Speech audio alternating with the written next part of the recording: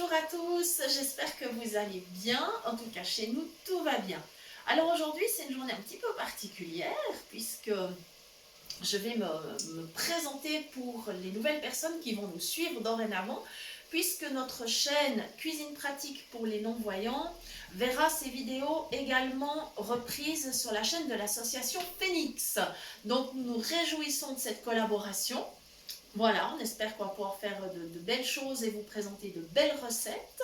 Donc, pour ceux qui ne nous connaissent pas encore, je suis Evelyne, je suis non-voyante et je fais la cuisine et je partage donc mes recettes et surtout mes astuces et mes techniques pour aider tous les malvoyants, non-voyants qui souhaitent faire la cuisine à réussir un maximum de recettes.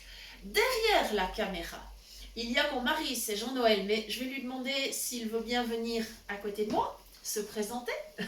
Voilà, viens. Voilà Jean-Noël, parce que vous ne le voyez jamais, Oui, forcément. Mais, je suis derrière la caméra, donc voilà. mais il collabore très étroitement. D'abord, il m'aide dans la recherche des recettes. Il m'aide, bien sûr, puisqu'il fait les vidéos. C'est lui qui fait les envois de vidéos sur YouTube. Et après, nous faisons ensemble les partages de liens, la présentation des vidéos. Voilà. Donc, on collabore étroitement nous deux depuis 37 ans. Voilà. Donc comme ça, maintenant, vous nous connaissez. Alors, voilà, je crois que tu vas pouvoir retourner Ben derrière oui, la caméra. je retournerai la caméra. Voilà. Merci beaucoup. Comme ça, vous nous connaissez tous les deux. Voilà. Et donc, c'est vraiment un plaisir pour notre chaîne d'être également présent sur la chaîne de l'association Phoenix. Et je vous garantis que ce sont des gens tellement sympathiques que ça nous fait très plaisir. En plus, donc notre démarche est bien sûr bénévole, elle est totalement bénévole. Nous ne ferons jamais d'argent avec cette chaîne. Nous donnons volontiers des conseils pour du matériel ou des produits si nécessaire, mais vous devez savoir que nous ne sommes affiliés avec personne, nous n'avons pas de partenaires commerciaux, nous ne vendons absolument rien. Voilà, ceci dit, maintenant, je vais vous expliquer ce que je vais vous préparer ce soir. Donc, j'ai prévu un petit menu léger pour le repas du soir. Ce sont des œufs à la méditerranéenne. Alors, dans ma casserole, mijote déjà de l'ail frais que j'ai fait revenir avec de l'huile d'olive. Je conserve toujours mon ail frais dans de l'huile et dans un bocal au frais. Comme ça, c'est très pratique, c'est-à-dire qu'à chaque fois que j'en ai besoin, je vais en prélever un petit peu avec ma cuillère. Et du coup, je n'ai pas besoin de remettre un corps gras puisque mon huile, qui a déjà le goût de l'ail, eh bien, elle sert de corps gras pour la préparation. C'est très pratique de garder l'ail de cette façon. Il se conserve très longtemps et ne s'abîme pas. Voilà. Ensuite, j'ai mis de l'oignon. J'ai également coupé du poivron, j'ai mis 2 poivrons, j'ai partagé 3 belles tomates et je vais maintenant les ajouter dans ma préparation. Donc pour le moment on est sur feu doux, voilà, le temps que je rajoute les tomates. Alors il y a un petit peu de bazar sur ma plonge parce qu'après tous ces épluchures, ces déchets de légumes, je vais les mettre au compost bien sûr. Voilà. Alors, je suis sur feu doux parce que l'avantage, c'est que je ne vais pas me brûler en me positionnant au-dessus de la casserole pour couper mes tomates. Je fais des petits morceaux avec mon couteau. Alors, moi j'ai toujours l'habitude de le faire comme ça en tenant la tomate dans la main. J'ai fait pareil avec les poivrons.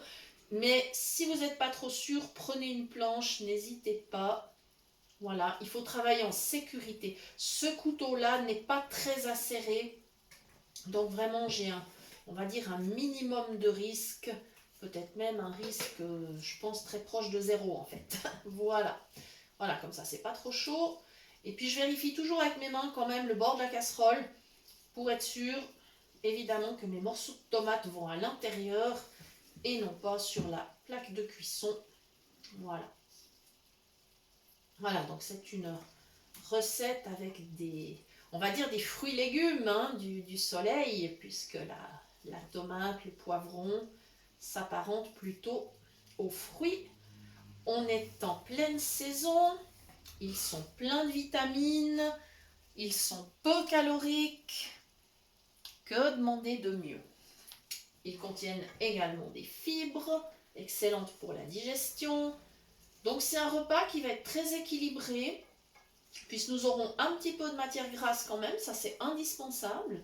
Matière grasse de préférence d'origine végétale, puisque là il s'agit d'huile d'olive. Voilà. Ensuite il y a les légumes, ou plutôt les fruits légumes. Voilà. Et puis il y aura les œufs pour les protéines. Voilà. Donc c'est un petit repas pour le soir, assez léger. Maintenant, si vous avez eu une rude journée, si vous avez travaillé très très dur et que vous avez très très faim, vous pourrez toujours par exemple rajouter des pommes de terre ou bien préparer un petit peu de riz en accompagnement, des pâtes, ce qui vous fait plaisir. Voilà. Voilà, je suis toujours dans la préparation de mes tomates. En ce moment, elles sont vraiment, vraiment superbes et succulentes. Voilà. Donc on continue. Ça va mijoter un petit peu. Après, je vais passer à l'assaisonnement. J'aime bien qu'il y ait quand même du goût. Mais j'aime bien cibler, on va dire, certains goûts sur certains plats. Parce que si on met plus de 3-4 goûts différents, au bout d'un moment, ça n'a plus le goût de rien. Et puis c'est dommage. Voilà. Donc là, on est vraiment axé, on va dire que c'est l'ail qui va dominer. Voilà, ça va vraiment être l'ail. Puis après, on mettra quand même un petit peu de goût à côté, un petit peu d'assaisonnement.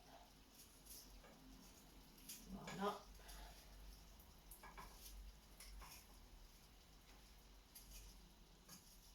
Voilà, vous voyez, on est toujours sur feu doux. Enfin, vous entendez, je pense, surtout.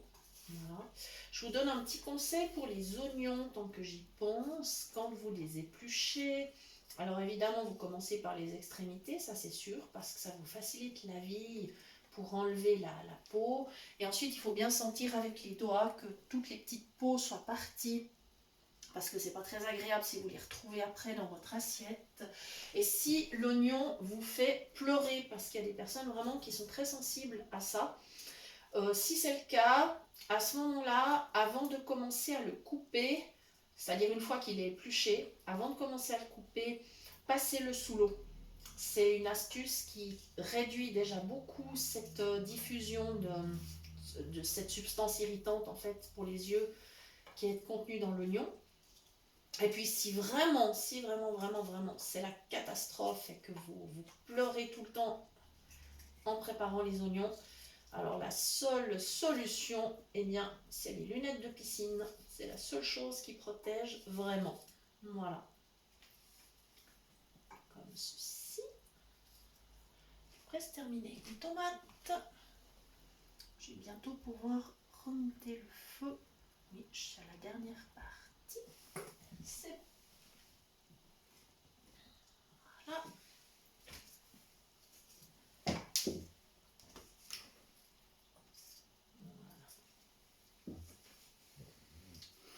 Alors, dans un petit instant, je vais ajouter du bouillon. Je vais mettre 2 cuillères à café de bouillon. J'ai un bouillon de légumes sans gluten.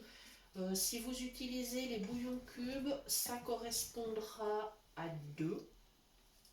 Voilà, je vais également vous expliquer ma petite astuce pour être certaine de bien mettre le bouillon dans la casserole. Voilà, donc je vais faire ça avant de monter le feu pour éviter encore une fois les risques de brûlure. Je vais chercher une petite cuillère à café.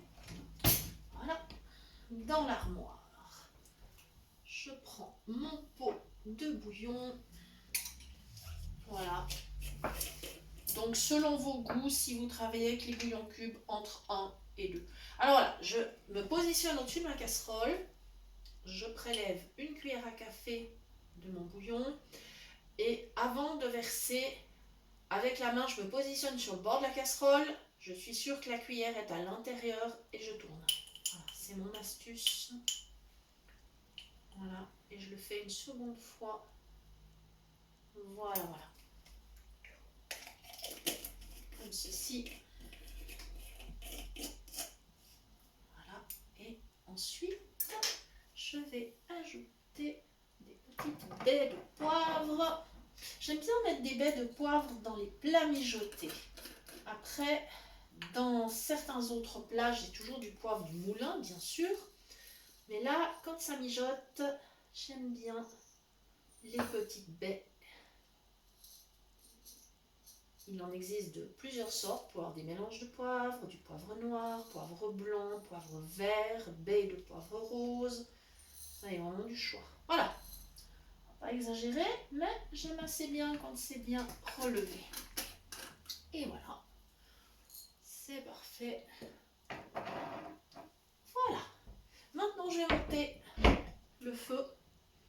Voilà. Donc, j'ai une plaque vitrocérame. Et je vérifie avec mes mains autour de la casserole, mais sur le haut de la casserole, hein, bien sûr, on ne touche pas la plaque de cuisson. Sur le haut de la casserole, je vérifie qu'il n'y a pas de chaleur autour. Non, c'est bon. Donc, ma casserole est bien positionnée. Et maintenant, je peux mélanger afin que mon bouillon puisse se dissoudre avec le jus des légumes. Je n'ai absolument pas besoin de rajouter d'eau. C'est pas la peine du tout. Ces légumes-là en contiennent suffisamment. Voilà. Maintenant, je vais monter le feu. Je vais couvrir.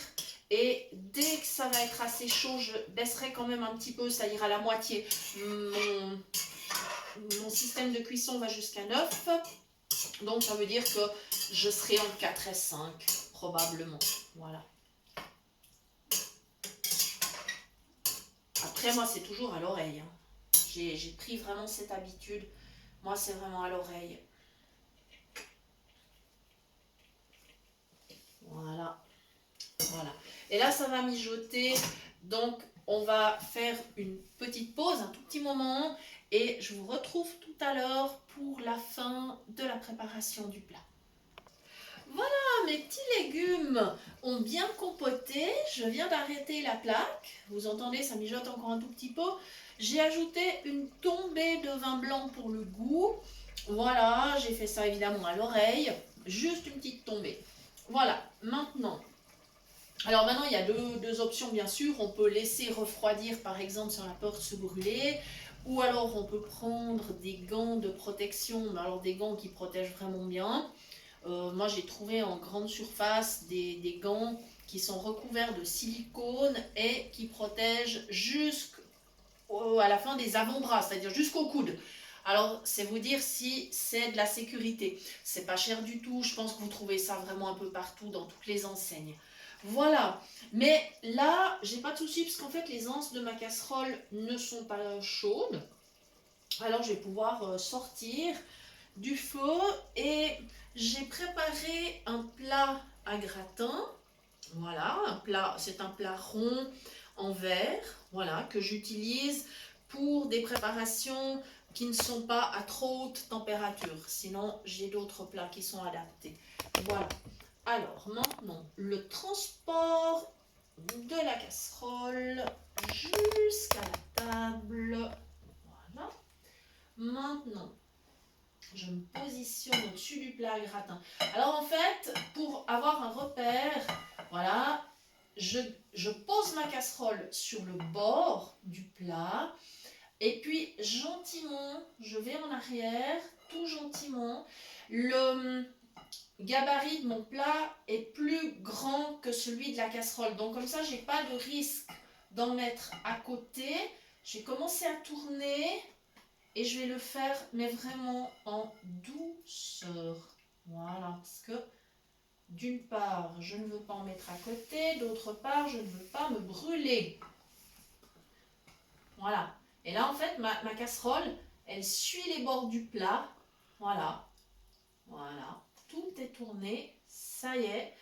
Et maintenant, je vais aller mettre ma casserole dans l'évier, parce que je vais bien évidemment la laver tout à l'heure. Voilà. Et avec ma palette qui est là, ma spatule, je ne sais pas comment vous appelez ça, palette, spatule, enfin voilà, on se comprend. Je vais aller égaliser le dessus des légumes, en fait, le dessus du plat. Voilà. Voilà, j'essaye de répartir convenablement. Voilà, Donc, en fait, avec la spatule, je suis les bords, je touche les bords du plat, toujours. Et en fait, j'appuie pour bien répartir mes légumes. Je pense que c'est pas mal. Voilà. Voilà. Et maintenant, je vais ramener ma palette également vers l'évier. Voilà. Et maintenant, il ne me reste plus qu'à casser les œufs. Alors, comme ce sont des petits œufs, parce qu'en fait, à la ferme, en ce moment, ils ont des poussines. Donc, ce sont des petits œufs. J'en mets 6. Si c'était des grands, pour 2 personnes, j'en mettrais que 4. Voilà. Mais après, ça dépend aussi de votre appétit. Alors, je vais essayer de les répartir. Comme j'en ai 6, je vais en mettre un à midi, un à 2h, 4h, 6h, 8h, 10h. Voilà, je vais essayer. Alors, on va voir si j'arrive à faire ça correctement, j'espère. J'espère. Donc là, je suis à midi. Alors, je tape sur le bord du plat, je me positionne avec les doigts, donc je regarde bien le bord du plat et je me positionne juste à l'intérieur. Et hop, à midi. J'ai pris la précaution sur ma table de mettre une assiette pour pouvoir poser mes coquilles d'œufs. Comme ça, je ferai qu'un seul voyage vers la poubelle. Maintenant, 2 heures. Je vais dans le sens des aiguilles d'une montre parce que c'est mon habitude. Après, vous faites comme vous voulez en fait.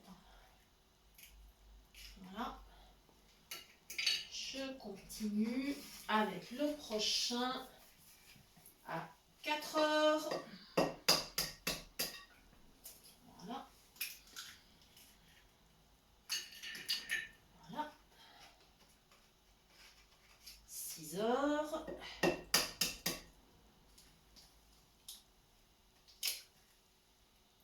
Voilà. Plus que 2. Alors, celui de 8 heures.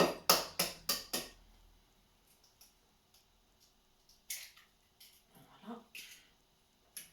Et le petit dernier de 10 heures. Voilà. Ça y est. Alors j'espère que j'en ai pas mis à côté, mais je crois pas.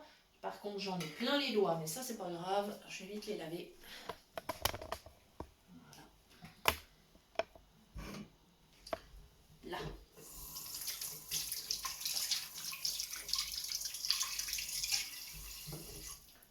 Et maintenant, ça va être facile. Je vais ouvrir mon four. Voilà. Comme ceci. Je vais attraper mon plat.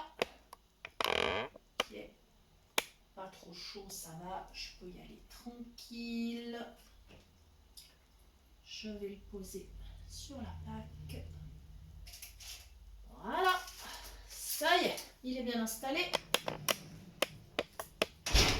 Je referme et je vais démarrer mon four à 160 degrés. Donc là, il est réglé d'office à 160 degrés. Donc là, j'ai pas de problème à le faire partir.